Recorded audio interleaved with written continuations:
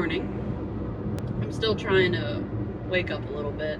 I got my coffee, which is getting cold, but we're slowly getting there. I'm not really sure that anybody is going to be particularly interested in where I've been the past few months, but I felt like I wanted to talk about it anyway to make me feel better about where I've been the past few months. So I'm on my way to work right now, and I don't really have much time to be making a chatty video because it's the beginning of the week. It's the Tuesday after Memorial Day. So I figured what better way than to just chit chat with you on my way to work. So the last video that I left off at here on YouTube was I did I believe it was the second week of the pantry challenge, and then I just haven't posted anything since. I was really excited for the pantry challenge this year. I thought I was going to do the best job getting rid of all the stuff in my pantry that I've ever done because I was so motivated this year. Life kind of threw a curveball at me, and I've talked about it before, the fact that I have GERD, which is gastrointestinal reflux disease. Basically, my stomach makes too much acid, and the foods that I eat can greatly affect that. Anything high in fat can irritate that. Anything with a lot of acid in it, like tomato sauce, red tomato sauce, can affect that. Alcohol can affect it. Basically, anything that's good to eat will affect it. And I'm a food person.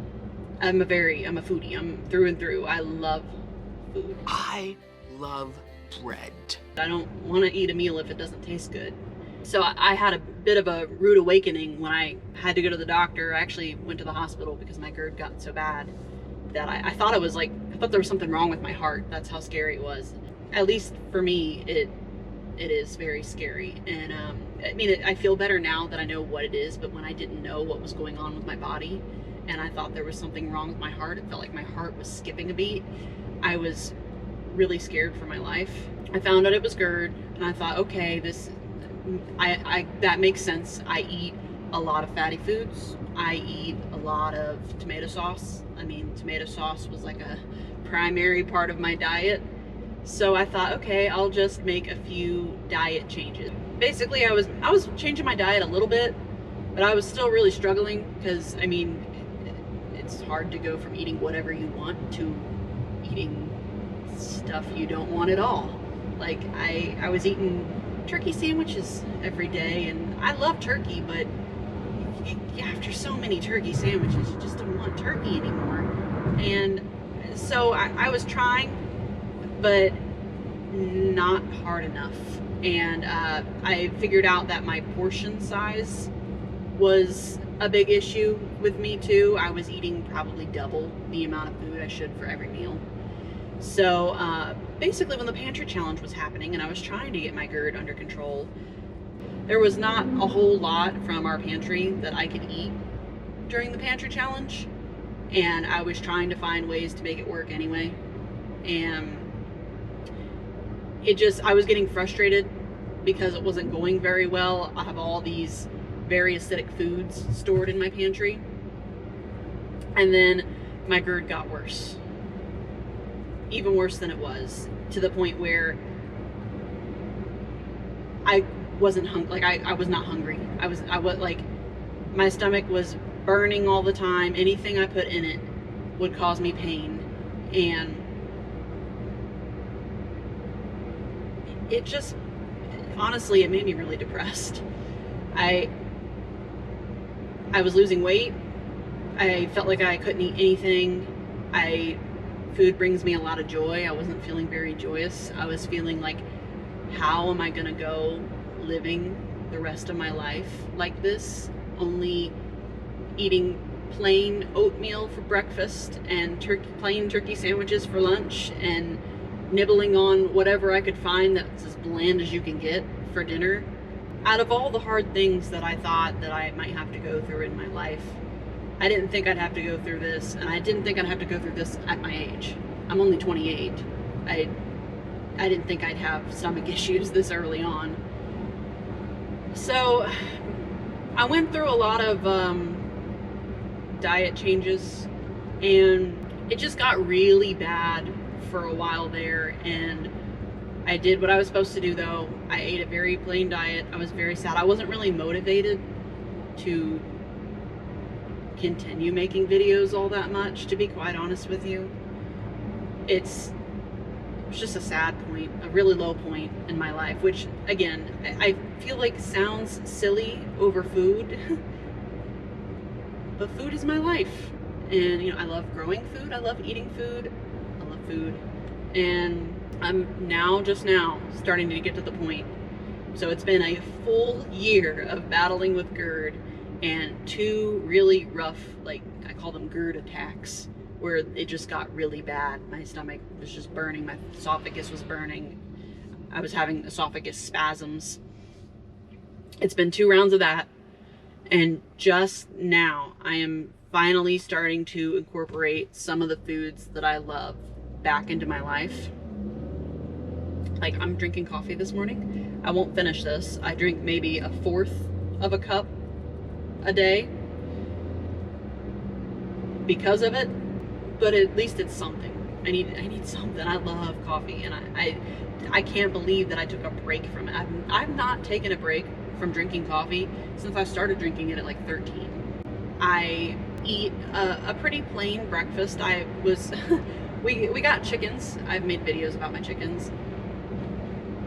I got to the point where I couldn't eat eggs for a while there because there was too much fat in them, even cooking them in olive oil. Well, I'm able to eat them again, so I do have eggs for breakfast because after all the money investment we have put into the chickens, I am eating their eggs. So I usually just have fried eggs and toast for breakfast, and I have a bunch of salad greens coming in the garden on my green stalk, and a bunch of Swiss chard, which I tried for the first time this year. I think I'm gonna grow Swiss chard forever. It's like my new favorite salad green because the leaves get huge, and well, I had one the size of my face, and it tastes really good. It's light like spinach, and I bet you it cooks up like spinach too. I haven't tried it cooked, but I would really like that, I think. So I've been having salads for lunch, and then I found that if I do that, I can pretty much eat whatever I want for dinner, sans the red sauce. I only get to have red sauce like once a week, twice a week. Like, we'll have pizza usually, Pizza Friday, or you know, sometime during the weekend we'll have pizza, and I've been able to stomach it. And if I do overdo it, because it's, you know, my weekend is my cheat time, every now and then, you know, we'll have pizza on a Friday night, and then we'll, like, you know, we'll go over my in-laws on Saturday or something, and I'll eat something that I know I'm not really supposed to eat again. I've been able to keep it under control with Pepto, because my doctor wanted to put me on, or had me on, Pepsid for a while. And I went on a high dose, then I weaned myself off, and then it flared back up again, so I went back on it. And I knew it was not something that I wanted to take long term though. So I'm not on anything right now, except for just diet change and Pepto as needed. I'm not really sure if anybody's interested in hearing the ramblings of some random girl on YouTube about talking about her stomach problems, but it makes me feel better to talk about it. And also, I'm attempting to put myself back out there because I have been in a very low mental state lately, the past 3 weeks or so. My family dog, Maddie, we had to put her down, and it's really been rough on me. She lived with my mom. She has lived with my mom. I mean, she's always lived with my mom, but you know, I moved out with my husband when we got married about 5 years ago. So I haven't lived with her in 5 years. But when I lived with my mom, I was her person. And I miss her so much. And it was really rough. I actually spent almost 2 weeks over at my mom's spending the night just to help care after her, because she was blind, completely blind in one eye, partially blind in the other. She was having hearing problems, although if ever had a dachshund, we couldn't really tell if she was really having hearing problems or if she just didn't feel like listening to us. She had dementia real bad. She would like roam around at night. She'd sleep all day and then roam around at night whining and getting herself stuck like in between the couch and stuff. And she didn't want to lay with us anymore. She used to always sleep with us. She was the best napping dog, and she wouldn't lay with you anymore. I think she had arthritis real bad, and I think it wasn't comfortable unless she was in a really cushioned little dog bed or up walking around. So we just let her wander at night because she would keep us up whining if we didn't, but then she would get stuck somewhere. No matter how clean we made the room, she'd find a space to get stuck and start whining and wake us up, and which was fine. We were willing to do that for her. Like, we were willing to, she was a little confused, and she was on a lot of pain meds for her arthritis because she, weenie dogs, they have back problems. That was another thing she was on pain meds for, was she had a slipped disc in her back. You could see where it was like, she's always had a pin straight back, and as she passed like a year or so, you could kind of see where her back was starting to curve and had a bump on it where we think that's where the slipped disc was. And the last few days there, because my mom could tell she was going downhill, and she past like month, my mom would talk to me and be like, Morgan, I don't think she's got much longer. The past year, she has gone from being real spunky, running around the yard, barking at everything, to where she didn't run around the yard anymore. She didn't bark anymore. She didn't wag her tail anymore. I knew everything was okay as long as I would come over to visit her, and she would greet me at the door with kisses, and she'd be wagging her tail like crazy, and my mom would be like, that's crazy, because 5 minutes ago she was just laying here on the couch. Like, she doesn't get excited about much, but she would get excited when I came over. And then the past few months, I noticed I'd come over to see her, and I don't really know, sometimes she would recognize me, but not all the time. And I'd walk in the door, and usually she'd bark and wag her tail. She didn't care that I was there. She wasn't really wagging her tail. I don't know if she wasn't wagging her tail because her slip disc wouldn't allow her to, but she wasn't having a good time. And in the last few days, she got to the point where her back legs were not very good. She was wobbly, but her front legs still worked, so she could at least keep herself up to go potty. And she got to the point where her front legs started folding in on her, and we'd put her out in the grass to go potty, and she would just flop over. I mean, we all knew it was time. We all knew it was time. She's 15, which is more years. It's a weird feeling, because I am so glad that she got to be 15, because I've never had a dog make it to 15 before. The oldest dog I've had was 13. And I'm like, wow, we got 2 whole years more with her than any of our other dogs. But at the same time, I'm in doxy groups on Facebook, and I see some people have their dachshunds until they're 18, 19 years old and just as spunky as could be. And for a while there, I kept seeing posts on there. I tried to stay off Facebook for a while because it kept upsetting me. But I would just see posts on there of people celebrating their 18th and 19th birthday with their dog, and I would just sit there and cry my eyes out and go, it doesn't seem fair. How come I couldn't have 3 more years with her? So I've had a lot of grief lately, and this just happened. She just passed away last Tuesday, so it's been exactly a week. But I feel like I've been grieving for months because I knew it was coming. And you would think grieving for months would mean that I'd be more prepared for it to happen. It didn't prepare me for it to happen at all. If anything, I think it made it worse, because if it would have happened quick and suddenly and no downward hill battle, at least I would have been in shock, but I would have grieved, and there's nothing I could have done and over with, you know what I mean? But because she gradually declined and we just had to watch her gradually decline, it made it so much rougher on our emotions. I don't think I've ever been attached to a dog as much as I've been attached to Maddie. And I think it has to do with how long I've had her. You know, she's my childhood dog. She helped me through my parents' divorce. She helped me through a lot of stuff. And it's just so sad to see that chapter of my life gone and to see her gone. I spent my whole life protecting her. The dog we had before her name was Macy. We only had her for a couple of months, and I was only like 12, and she got into our pool while I was the only one home. I came home from school and I let them out to go potty. We had 2 dogs, Max and Macy, and she got up onto our pool deck without me knowing, and she got into our pool and drowned.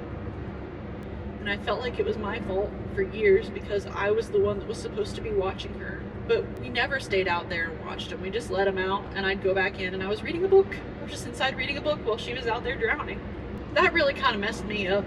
And when we got Maddie, because the whole family was grief-stricken, and we weren't replacing her by any means, but we were all so grief-stricken that we were just laying around, like we didn't want to do anything on the weekends. We were just laying around the house thinking about what a tragic thing had just happened. So we got Maddie to distract ourselves, and I promised when we got Maddie that I would protect her through and through, and that nothing that tragic would ever happen again, because unfortunately that's how you learn. How a lot of people learn things like that, what to do and what not to do, is you experience it. And we learned from that day on, oh, you need to have a pretty good locked gate around your pool, because you can't just let your dogs out when you have a pool. And I protected her for 15 years, and to be the one that has to help her be gone from this world just didn't seem right. I've been protecting her from death for 15 years, and now we have to be the ones that decide that for her. I'm sorry if this is getting too sad. I'm usually not a Debbie Downer at all. I'm usually pretty happy-go-lucky, but I feel like this year has just put me through the ringer, and it's only May. I thought I would get on here and chit-chat with you guys and kind of tell you that's what's been going on with me for the past few months, and that I do have some chicken-related videos that I want to get out. I just have to edit them, so those should be coming out pretty soon. And we built a new chicken coop for our chickens. I added 5 more chickens to my flock. We built a run for them, so that's been pretty positive. This is the first year my garden has looked as good as it has, and that's all thanks to my father-in-law. They have a farm, and they raised some hay, and it was just sitting around, you know, in the barn, and I told him I'd like to try to mulch with some hay, and he said, well, don't go out and buy any. You helped put it up, because we did. We went out there and we picked up all the hay I got to drive a tractor for the first time. I wish I had a picture from it, but I forgot to take one. So I drove my first tractor and picked up hay, and we helped store it, and he said, you know, you helped pick that hay up and store it, so you get to have some of it. And so we went over there and picked up a bunch of it, and I mulched my entire garden. It took like 10 bales of hay. No, it has to have been more than that, maybe 13. But I mulched that entire garden with straw, and it has helped suppress the weeds so much that even being full-time, because that was my biggest battle with my garden, was not being able to weed it as often as I should, working full-time and just being generally, you know, a busy 2-income household. We're just running around all the time. I mean, we don't have kids. If we threw kids into that, it would be even crazier. but I haven't really had to weed but once so far this year, and I just did that this past weekend, and it looks great. And I still have some more stuff to get in, but if you'd like to see what my garden looks like, I'd be more than happy to show it. Again, it's not much right now, but I'm just so proud of it. I'd like to show you, I don't know, I feel like, and it could be just because I'm part of chicken Facebook groups that I see this more now, or it could be a thing, maybe you can put your 2 cents down below on what you think, but I feel like there has been a lot of cross-beak chickens this year from like Rural King and Tractor Supply, and I don't know if they're just getting lackadaisical with their breeding lines, or if they're, because I've heard it could be a breeding issue and it can also be an incubator issue. But I feel like everybody and their brother is posting on the group like, I have a crossbeak chicken and it won't eat, what do I do? And we ended up with a crossbeak chicken. Her name is Hillary. My husband named her. But she is not easy to feed, and it took trial and error of a lot of stuff before we figured out a good method for feeding her. And because I didn't have the heart to call her, and so I was already going through enough crap, and I thought, you know, if I could just focus on keeping this chicken alive, I'll feel a little bit better. So I did. And you know, I was just focusing on keeping her fed, and through feeding her twice a day, every day, she is the most well-behaved chicken I have ever had. Now, I haven't had very many chickens, but she is the first one to come up to you. She'll sit on your shoulder. She's just happy to be around people. And now she's my favorite. So of course I'm not gonna put her down, because she's now the friendliest chicken I've ever had. So I thought maybe it might be helpful to make a video on how we feed her, just in case it helps anybody else, because I was watching a few videos on how other people feed their crossbeak chickens, and it was helpful, but I ended up going with a completely different way of feeding them that works for us, because her beak is very crossed, like it's almost a 90-degree angle, like from her top beak. If you made it this far through me rambling about all my problems, I really appreciate you listening, and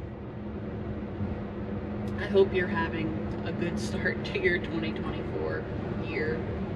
I hope to have some new videos up soon that are just me doing stuff that I enjoy, pushing through the grief, pushing through problems, and just trying to get past it. Be happy. I'll talk to you soon, because I am now at work. I hope it's a good day, and I hope you have a good day. Bye-bye.